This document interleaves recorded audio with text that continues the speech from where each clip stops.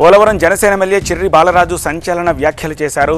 నియోజకవర్గంలో ఇన్నాళ్లకు దొరల పాలనకు విముక్తి కలిగిందని, తాను పోలవరాన్ని అభివృద్ధి చేసి చూపించానని అన్నారు. ఈ 2 ఏళ్లలో కొందరు నాయకులతో ఇబ్బంది పడ్డామని కూడా కమెంట్ చేశారు. స్థానిక ఎన్నికల్లో తాను నిలబెట్టిన వ్యక్తి గెలవకపోతే తన పేరు చిర్రి బాలరాజే కాదంటూ సవాల్ విసిరారు ఆయన. ఇవాళ నియోజకవర్గంలో కార్యకర్తలతో కలిసి భారీ ర్యాలీ తీసిన ఆయన మనల్ని ఎవరు ఆపేదంటూ కూడా హాట్ కమెంట్స్ చేశారు.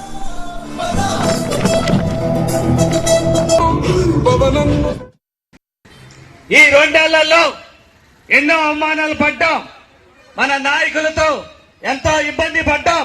అయినప్పటికీ ఈ రోజు చెప్తున్నాం, ఈ దొరల పాలన నుంచే ఈ రోజు పోలవరం నియోజకవర్గం విముక్తి జరుగుతోంది. ఈ దొరల పాలన ఈ రోజు నుంచే పంచాయత్ జనసేన పార్టీ పోలవరం నియోజకవర్గంలో సవాల్ చేస్తున్నాం. రేపు రానున్న స్థానిక ఎన్నికల్లో నేను నిలబడినటువంటి వ్యక్తి, నేను పెట్టినటువంటి వ్యక్తి భారీ మెజార్టీ గెలిపించకపోతే చిర్రి బాలరాజు కాదని ఈ సభాముఖంగా మీ అందరికీ కూడా సవాల్ చేస్తూ ఈరోజు పోలవరం నియోజకవర్గంలో జనసేన పార్టీ అంటే చిర్రి బాలరాజు అంటే జనసేన పార్టీ అని మరొకసారి మీ అందరికి కూడా సవాల్ విసురుతూ